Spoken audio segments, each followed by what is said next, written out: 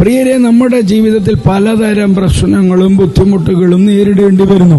എന്നാൽ ഏറ്റവും വലിയ പ്രശ്നം മനുഷ്യന്റെ ഹൃദയത്തിലാണ്. യിരെമ്യാ പ്രവാചകന്റെ പുസ്തകം 17-ാം അധ്യായം 9-ാമത്തെ വാക്യം, ഹൃദയം എല്ലാറ്റിനേക്കാളും കപടവും വിഷമവുമുള്ളത്.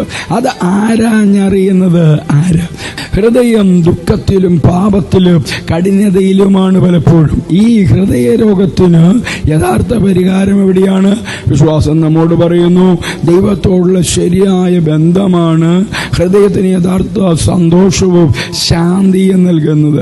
ദൈവത്തെ മുഴുവൻ ഹൃദയത്തോടും ആത്മാവോടും മനസ്സോടും സ്നേഹിക്കുക. അയൽവാസിയെ നിങ്ങളെപ്പോലെ തന്നെ സ്നേഹിക്കുക. ഇതാണ് യഥാർത്ഥ ജീവിതത്തിന്റെ അടിസ്ഥാനം. പാപം മൂലം മനുഷ്യ ഹൃദയം ഇരുണ്ടതും കഠിനവുമാണ്. എന്നാൽ ദൈവം വാഗ്ദാനം ചെയ്യുന്നു, ഞാൻ നിങ്ങൾക്ക് പുതിയ ഹൃദയവും പുതിയ ആത്മാവും നൽകും. ഈ പുതിയ ഹൃദയം ലഭിക്കാൻ ആദ്യം പാപം അംഗീകരിക്കുകയും മാനസാന്തരം വെളിപ്പെടുത്തുകയും വേണം. ദൈവത്തിന്റെ കൃപയാൽ നാം ആ സ്നേഹവും ക്ഷമയും സ്വീകരിച്ചാൽ നമ്മുടെ ഹൃദയം പുതുക്കപ്പെടും.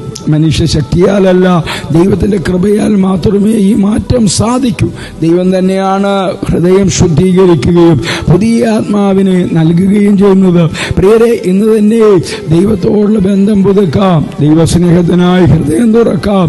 ഇതാണ് ഹൃദയശാന്തിക്കും യഥാർത്ഥ സന്തോഷത്തിനുമുള്ള വഴി. ക്രിസ്തുയേശുവിലൂടെ നിത്യതയ്ക്ക് ഉതകുന്ന ഒരു നല്ല ദിവസം ആശംസിക്കുന്നു.